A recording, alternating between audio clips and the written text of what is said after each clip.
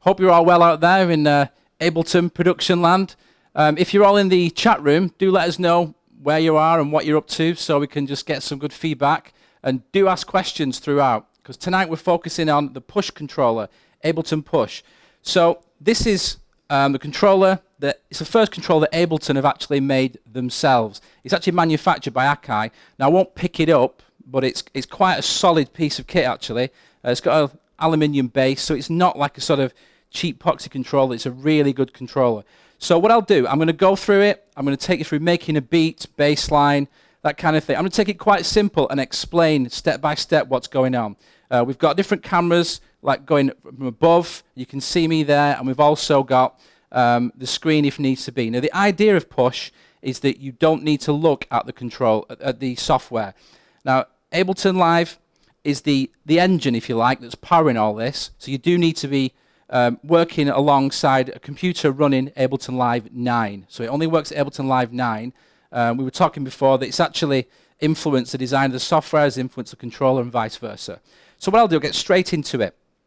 All I've got on the computer is I've gone up to Ableton Live 9, I've opened it, started a new set, and this is what you're faced with. So this is the screen where you see most of your feedback of what's going on, basically. And at the moment it says, no devices, press browse to add a device. So straight away, browse is on your top right here. I click browse, and it opens this dialog.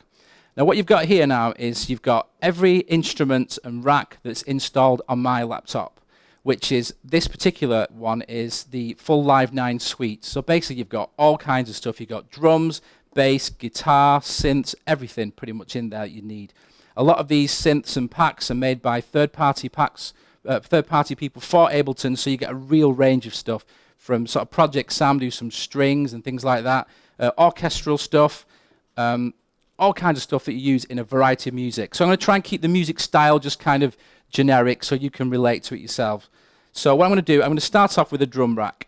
I'm going to put a drum beat on. I'm going to use a kit that sort of shows the dynamic response from the pads, the velocity. So I'm going to use one of the pads, drums, sorry. I'm going to go for the this Session Club kit. And what I've done, I've scrolled up and down using these, just like columns on your computer screen. I've got drum rack here. You can use the rotaries to move up and down, but just so my hand didn't get in the way, I just use these to move up and down. So once you've chosen this one, I'm using Session Club. Within that, there are different kits. I'm just going to use this one, Big Punchy. And to select the kit, you just hit the green button. Nobody ever showed me that. I had to work that bit out myself. So I'm moving up and down, choose that one, press the green button, it says loading. Now you'll see this all changes. So what you've got now is the actual layout of the drum mode. This is the drum rack. This is a sequencer where you actually put your notes in. You can see the feedback of the notes. And this is where you are in the bar. So first of all, when you've got it, first thing you probably do is just hit some pads. So as I mentioned before, these pads, well, you can't quite tell from looking at them on the screen, but they're quite good to touch. They do feel like the skin of a good drum or one of the better made MIDI drum kit sort of thing. It's a nice pad to hit. And you can hear there that if I hit it softly, there's the kick drum. If I hit it hard, so you've got a real range, so it gives you a bit more of a human feel. So this is, on my pads, I've got a rim shot there, snare, and again, a good range there. Cowbell, and my hi-hats. So some of you will probably be able to just play on these, you know, play a drum beat. But if you can't do that, and you've not really had the chance to have a go or practice, but you've got beats in your head and you've got ideas, this is where Push really comes into play. What I can do, if I've got a particular groove, you know, I've been listening to something, I've just watched something or heard a band play or any kind of music, and you've got some sort of tempo in your head. So say I've got 1, 2, 3, 4, that sort of beat there. So I can go to the push controller, and top left, you've got tap tempo. Now this is something that's come from Ableton Live. It's one of the great things about it. You tap the tempo and it follows you. So I'm going to go 1, 2, 3, 4. If I put the metronome on, you can hear that there. So I'll just turn my metronome down a bit. I'm just going to turn the metronome down there. But that's basically the tempo that I've put. If you want to change that, you can adjust the tempo, slow it down there. I'll just turn the metronome off for now, but basically it'll follow your groove. So what I'm going to do now, I'm just going to put a kick drum down. Now what you've got here, if I press this here, it'll start to move. And this I'll explain how it's broken down. So you've got the drum selection here. Whichever drum you've selected turns blue. So I'm going to look at the kick drum, and there it is. Now, if you wanted to select that without somebody hearing it, like say you were doing it live or something, you just press select, and you can do that, and it will focus on that drum. So we're going to go for the kick drum. Now what this is, this represents 1 bar of music. You can have up to 16 here. If I press those two together, it'll play 2 bars. But I'm just going to focus on 1 bar. Now this is split up, 1 bar of 4/4, which is 4 beats in the bar, and it's split up into 16. And you can change this on the right here. I'll just show you that. That's 16, so you've got 16 boxes representing 1 bar of music. So put the metronome back on, you've got, I'll wait till it goes around there, you've got 1 is here, 2, 3, 4. So if I want 1 on every beat, all I need to do is go 1, 2, 3, 4, and it'll play that. So you can see where the beat is now. And if I change this to 8, what it does, it basically halves the amount. So you can see now there's only 8 boxes to 1 bar. You could even make that, because I've just done 4, you press 4 and you can just see 4 there.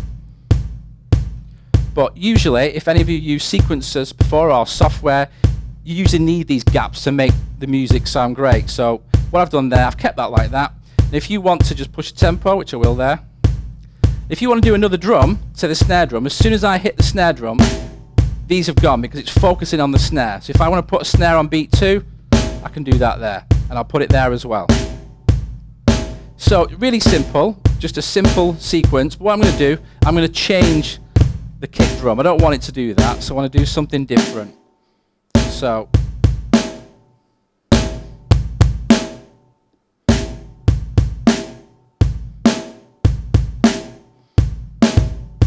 something like that. You can do anything you want. So basically, you colour the boxes in to make the pattern you want. So that's a snare there. And if I want to do a little drum fill, I just colour more boxes in. So if I go like this, and you've got... Now, incidentally, any of you know what velocity is how hard I've hit the keys or the pads. Now, if I want to change this to make it louder, this one, I can hold that down, and I can change the velocity. So if you notice now, it goes darker. It should be darker blue, that one. And you might not be able to see it at home, but if I make the rest of them lighter, I'm holding 3 pads down at once, and I'm changing the velocity. So when you're programming drums, the idea is to make them sound like a bit more human. When you actually play something in our program, it's never really going to be the same volume if you're playing it in real life. So if you can see that there, if I play it, you'll hear the difference slightly. That's louder. Try to make those a bit quieter, so maybe even quieter. So I've made them really quiet now, like little ghost notes. So you might want to put a snare drum, some hi-hats in, sorry. Now if you want to play those in, if I can play those in, I could correct my timing. If I draw them in, they will be definitely on the beat. But what you can do is you've got quantize. Those who've never heard the expression quantize before, quantize means to put into time, basically. I'll put it into the boxes. So if you played a note that was in between this box and that box, it would push it to the nearest 16th. So if I hold quantize down, I'm quantizing to 16th. And this one here is a record quantize, which I'm going to turn on. And what that means is when I play into this the hi-hat pattern I'm going to do now, it will automatically push it into the nearest box, basically. So if I play that now, so I've got one there, I'll get rid of that stray one. So this time, press record, it's still focusing on this 1 bar. So you've got 1, 2, 3. I'll put the click on so you can hear it. So if I just play this hi-hat pattern, I'm just going to go like this. So as soon as it's filled the bar, I can stop playing. I'll turn the metronome off. So you probably see there, because I played it with my hands and played it in, you can see the velocity is a little bit more human. So if I want to make this particular beat stronger there, hold that down, change the velocity a bit higher. You get a bit of a groove into it then. Change that one there.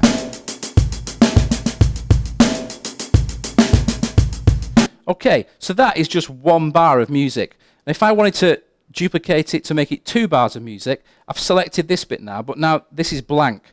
So what I can do, you've got this double button here. If I click this, it will now turn it into a 2 bar pattern. Actually, I'll do it there. So press that again. I want that to double there, just double that one. So now I've got 2. What I did then, actually pressed it, I had 2 selected and it copied it into the fourth bar. So make sure that you've just pressed the one you want and then double it. So that's now a 2-bar pattern. And you might want to vary that. So what I'm going to do is I'm going to make duplicate this pattern. If I press duplicate, it's going to make a new version. Now, if you've ever seen Ableton Live's session view before, if we could just show the screen, Tom.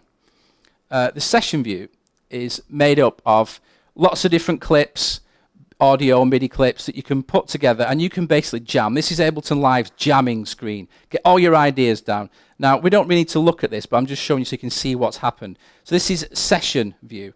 So you can change the session view on the push controller. If you look back at the push controller now, this represents what you've just seen on the screen. So this is my clip there. So if I press duplicate, it will create another clip. So I can vary this now and still have my original. The idea of push is to create and just get all your ideas down. That's the main idea about this. Just get everything down and you can look at it later and make a song and organize it. So we will do that there. I'll just go back to the drums. Back into that. So there's my pattern now. And what I'm going to do, just to show you can see the difference, I'm going to delete all these hi-hats. I'll focus back on 1 bar. And what I'm going to do is if I press delete, now delete, if I just press delete by itself now and press it quick, it will delete the whole clip. Okay, now if I did that, it's gone. It says clip deleted there. Luckily, there's a lovely undo button just there. Press that, brings it back. So don't be scared of making mistakes. This is what it's all about. Just get it down. So if I go now, I want to delete just the hi-hats. Now if I hold delete down and just click the hi-hat pad, it will delete everything that's on there. But if you just want to delete certain ones, sorry, just go back onto that one. If I want to delete certain ones, you can just go through it. And I'm just going to delete, say, I'll just randomly delete one if you want. But if I do that and play it now, you'll just hear. So let's go back onto my track. Do that one. So back into that one. So now these hi-hats have gone. So press delete. I can just do that. Or you can just turn them off. Whichever way you find easiest. If I hold delete down and do that, it will delete all the ones there. So now I want to change that. I'll just get rid of those as well.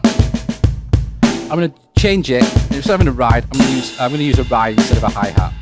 So with this one, I'm just going to go 1, 2, 3, 4.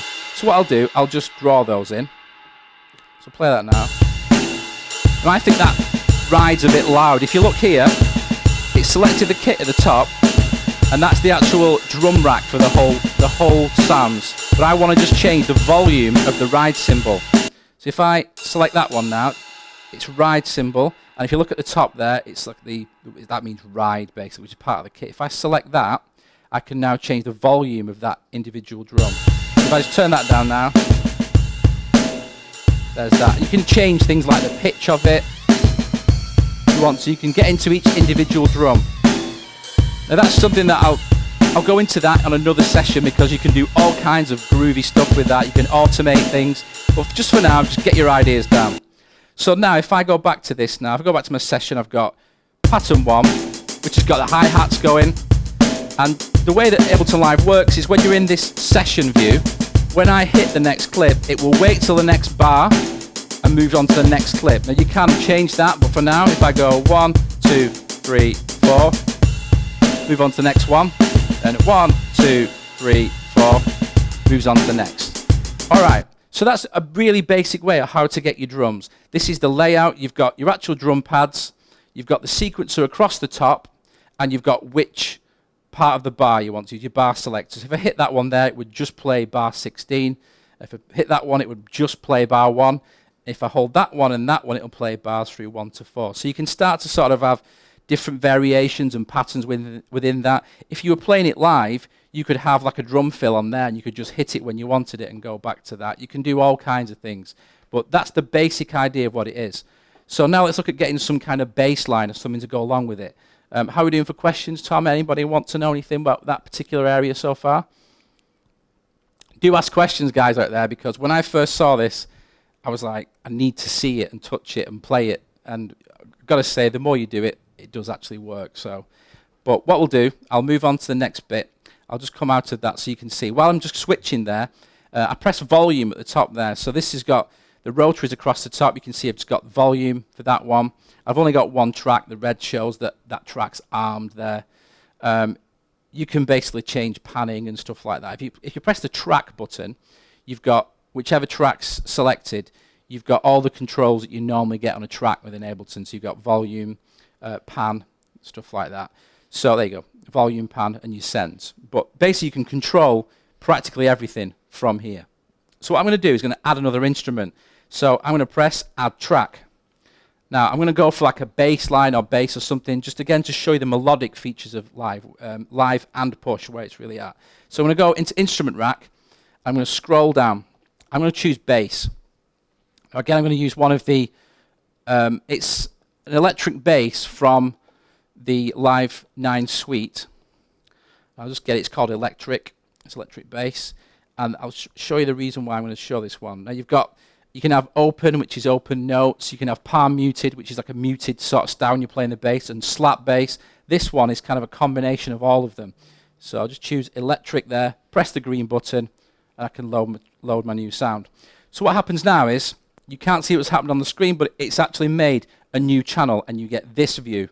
So now, if you've never seen this before, this is one of Push's strengths, and whether you can play an instrument or you can't, this is where it's sort of, you can sort of help yourself to get music out there and don't worry about what note you're playing. So like this. This is now playing an electric bass, and I'm starting on this note, which in this case is C. What you see before you is basically a C major scale. If you are familiar, you can imagine a piano, and it's all the white notes of a piano, from C to C. The blue squares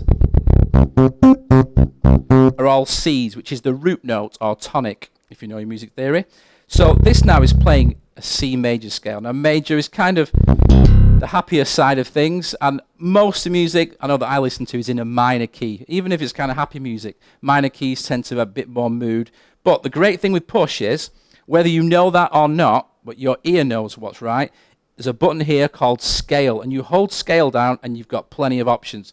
Now first of all, any of you that play guitar or bass would know the lowest note on a normal guitar or bass is an E, and I'm going to go for an E. So there's E, and on the top left you can select all these different scales. Now I won't go into depth right now, but I'm going to go for a minor scale. Now you can go for all kinds of, you've got Dorian, Mixolydian, people who know the modes. It's all about different flavors and tonalities. The guys from Ableton have done a great job on this because you can create all these different flavors. So for now I'm just going to use minor, which if I go back to major, you hear this. And if I go to minor, it's a little bit more melancholy. So if I let go of that now, I've got E minor. Now just before I do let go, let me show you this. People like Steve, who spoke to you before, he's an accomplished musician, and he kind of knows where all the notes are, and he wants to play outside of it. So if you don't want the safety net of every note working, you can go into chromatic, which still shows you the right notes, but it's also got the wrong ones in as well, which for some styles of music, you do need those notes, and that's called chromatic. But for now, to make it easy to understand, we're going to do that now. And I've also put it in fixed mode, which now means that this is an E, but you've still got your C down here. So it's C, D, E, and the next one's there. So this is where it gets fun. You basically have got the scale, and it can go up any way. So if you watch, when I press this note, green shows the note I'm playing. If I go from here to the right, you see these others also lighting up green. Green basically means it's another place for you to play the same note. When we try and do some chords later, you'll see that that's really helpful. So if I do a scale from here, I can go.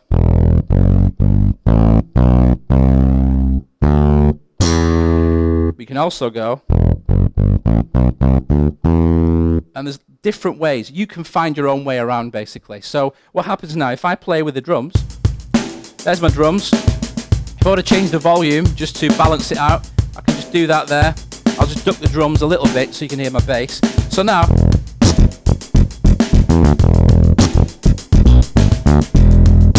I can jam a bass. And just before I talk about the velocity pads, again, I can play it really nice and lightly. I can play it really heavily.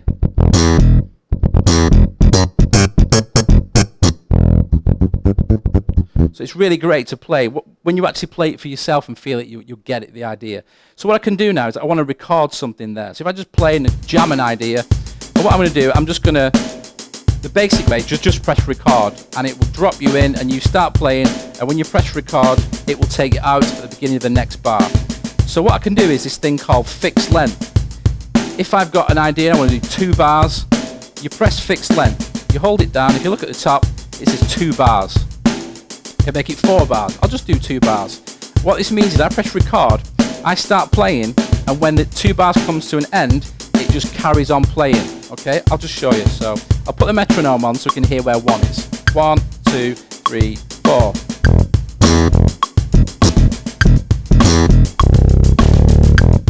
So now it carries on playing.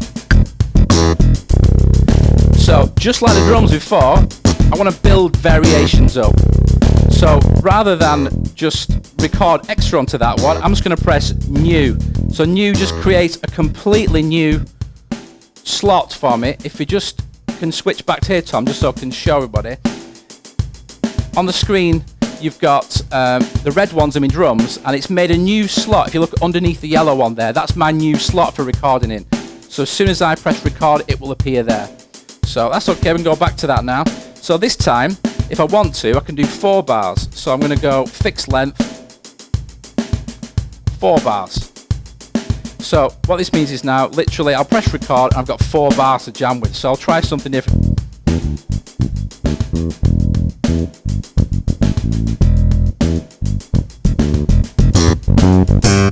So I'll press record and do something like that. It doesn't matter if you make a mistake, let's go for it. So 1, 2, 3, 4.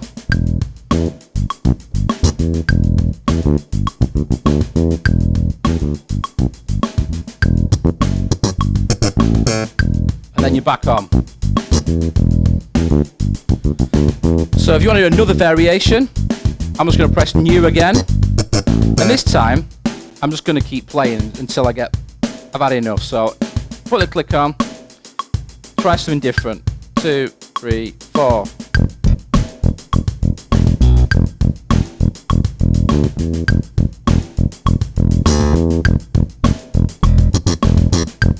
So I hit record them, and what it does, it automatically just repeats it from the next bar.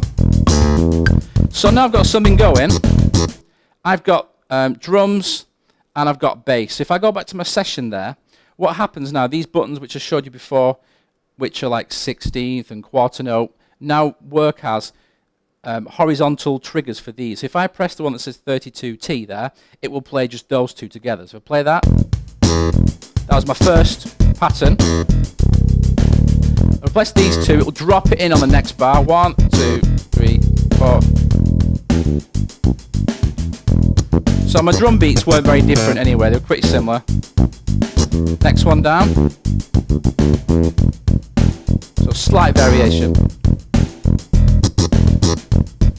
So basically you can start to jam your ideas and then listen back to those, and you probably think, I want some chords next, something like that. So I'm just going to put like an electric piano over the top so you can see how chords are made, and we'll look at some sort of melodies. So are we alright for questions, Tom? Are we okay there? Anybody want to know anything so far? Trying to make it as clear as possible because I know that you're probably all different styles of music. So we're going to specialise in future. The next time we're doing something like this, focused on Ableton, is April the 3rd. Is that right, Tom? I think so. Yeah, we've got another one. The idea is to do these like once a month, and we can go further into detail regarding composition and production and getting workflow and looking more into Ableton Live 9 itself. But for now, we're just focusing on push. So any questions? Are we okay? Yeah, there's a couple coming in about general Ableton, but we'll save them till the end. Oh, yeah, So right, no let's problem. Carry on with push. Okay, let's push on, no pun intended. Right, let's do it. So from now, you've got I switched to session mode, you can see that. So this is now, I've still got my bass sound there, and I want to add a new track. So as long as I'm not in browse mode, when you first get onto push, one thing you'll find is it does move quite logically, so you've just got to spend time with it. and once it makes sense, it's brilliant. And the idea is to just make it flow, so I'll get on with it. So now I want to add a new track, so you add new track. So add track, and it says what kind of track do you want, and this time I'm going to go for a piano or something. So I'm scrolling down here, I'm just going to go for piano and keys, and one I used earlier, it's like an electric piano, and it's called EP Faceplant. So press the green button, and it loads it. So what happens now is to open another new track, and it's within the same key. The scale button applies to all of it because it's in the same project. It treats them in the same key. So when you come to playing chords, now for those people who aren't sure what chords actually are, but basically what it is, I'm going to use triads, which is 3 notes at a time, and if you find the root note, which in this case is E, you can build these triads. So without turning this into a music theory lesson, it's the root, 3rd and 5th. So if you go up in a scale and you find the notes basically that sound good, and it will work if you go like this. If I press this one, I've basically gone the root, which is note 1, the 3rd note, and the 5th note. So what you've got there, if you look, there's lots of possibilities. So just by me pressing that, that's actually an E minor triad. But it doesn't matter what key you're in. If I change the key, if I go back to scale here, I can change the key here. I'll just hold that again. If I change it to something completely different, that's now D flat, but it's same pattern, different key. So you can try about move these around and it will give you a different sound. But basically that now is an E minor triad because I'm starting from my root. These are the alternatives you can play. Or you can play. Or you can play it. Whatever suits. This one is kind of the easiest one to visualize. So that now is an E minor chord. If I move it up, you've basically moved 4 notes up. So I won't even talk about what they are. Just listen to them and sound. You'll probably recognize these kind of chords, and putting chords together makes a chord progression. So if I just jam over these, I'll change that bass. I want a different bass there. I'll go with that one. So that's now on there. Come out of browse. So that now has gone back to my bass. I want to go back to my piano.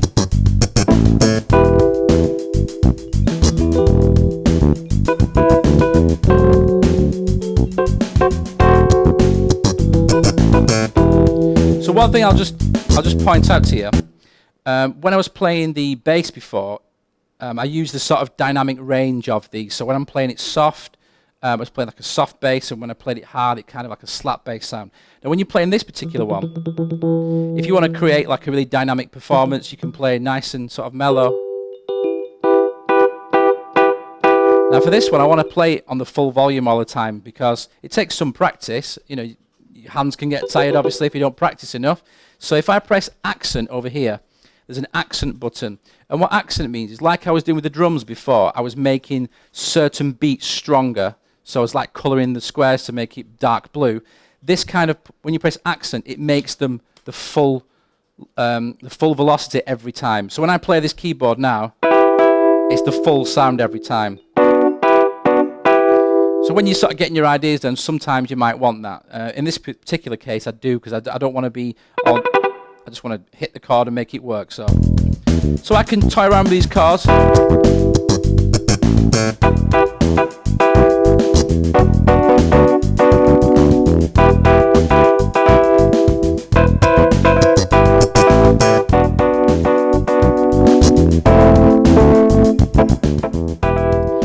So I can now record that just like before. I can do the fixed length thing. I can hit fixed length, choose 4 bars, and record that the same way. So I'll put the metronome on so I know where 1 is. So I'll do the same thing again.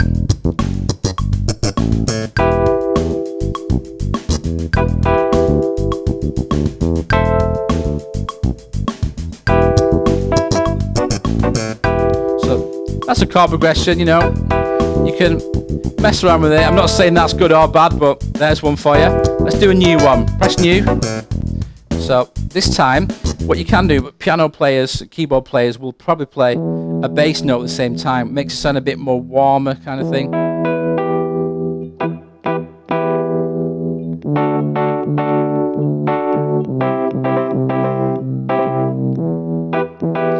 basically I just followed the pattern I'm using with the top pan, I just moved it across.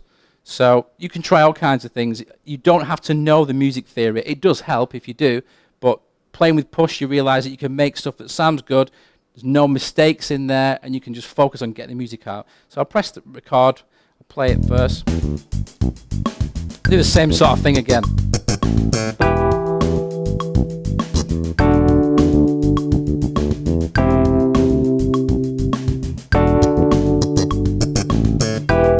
And there it is.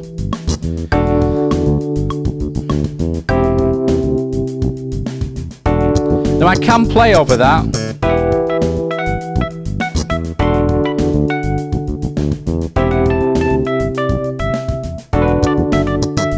And obviously I can't play a note out of key, I can play it out of time, but the idea is just jam along, and if I move the octave up, these will all move down, so I've got more keys available.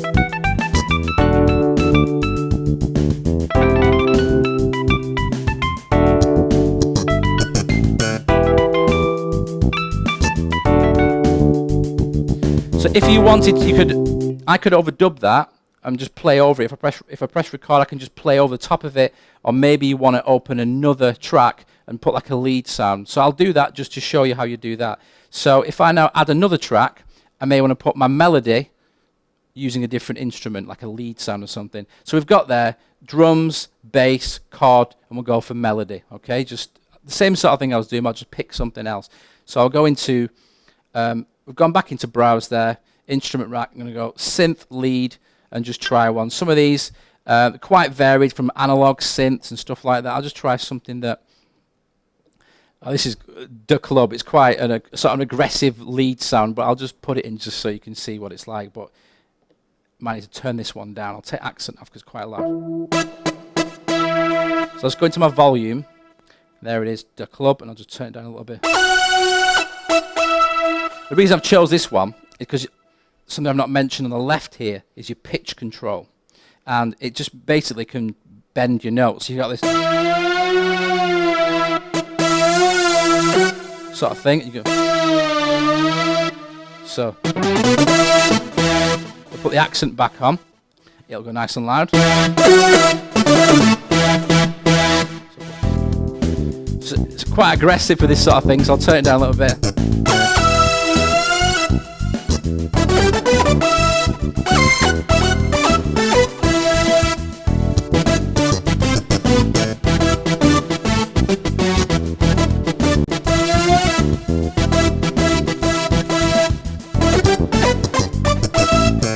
So you can record that, overdub it, make stuff, and then the idea is you build all these patterns up onto the session view, and you can press record on Ableton Live 9 and literally jam them on the screen. So I can just show you that if you want me to do that. But have you any more questions about Push, Tom? Yeah. Hang on 2 secs, I'll just scroll up. Okay. Okay. From the Push, how do you drill down into a drum rack and control the volume fader and pan from the Push, not from Ableton? Right, so he wants to know how to get into the drums. To go into a drum rack and control the volume fader and pan from the Push. Right, okay. So you need to have the channel selected in this case. And if you're going from this view right now, so if you look, if you can see on the Push there, I've got the track selected. Here's my drum rack.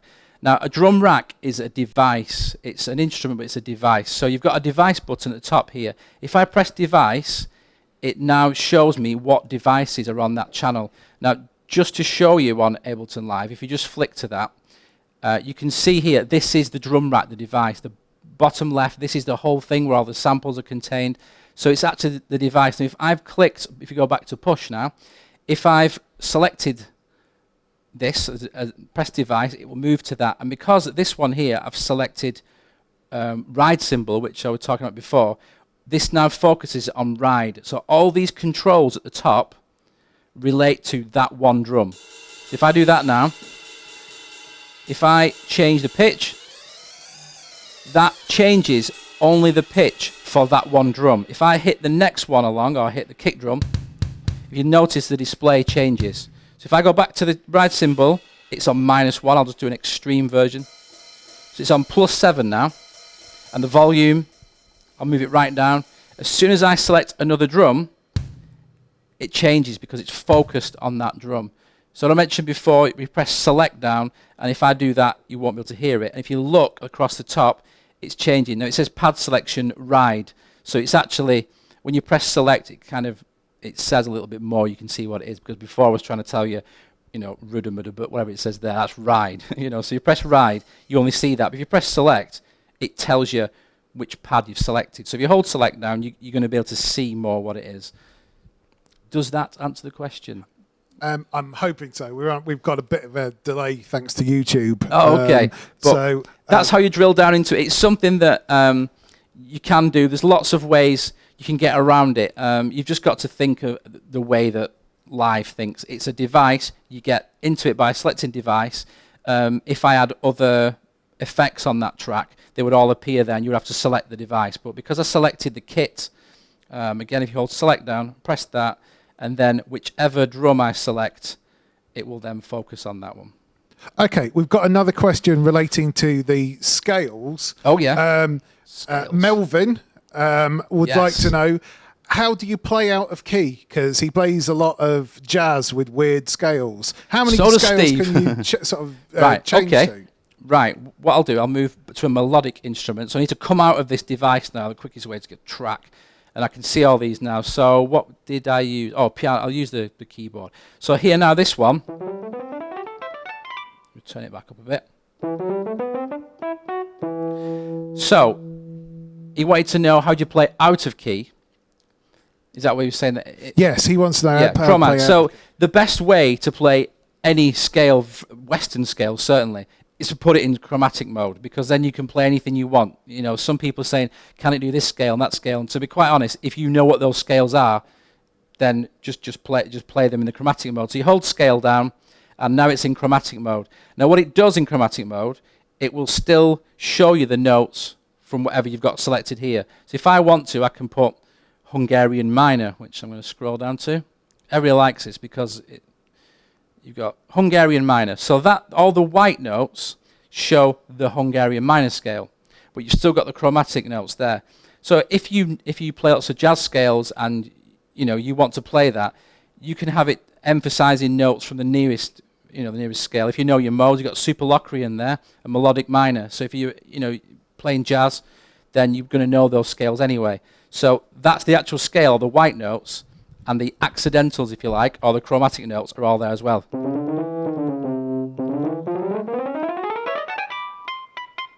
So you can get access to them, depending what kind of player you are and where you are musically.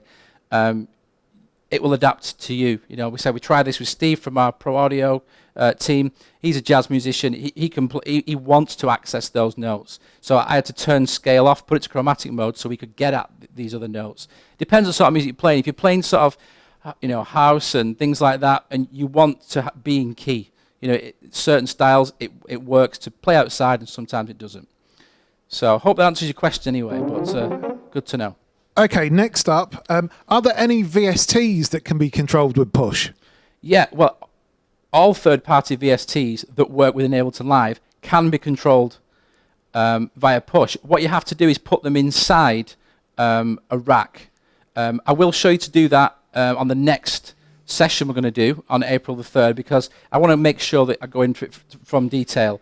But basically, yes, you can is the answer. You just need to, for push to see it, it needs to be inside an instrument rack. And it's quite easy to do, but I'd like to show you properly when we've got more time. So next time, I will make sure I do that straight away. But the answer is yes. A third-party VST or audio unit, whatever opens in Live, you just need to group it together into an instrument rack. And I'll show you how to do that next time. Okay. All right. I think that's about it. We're going to come back right now. Steve's going to rejoin Simon, because we need to tell you about the special offers that you can get for being a viewer. So we're going to pop to some titles and then come back.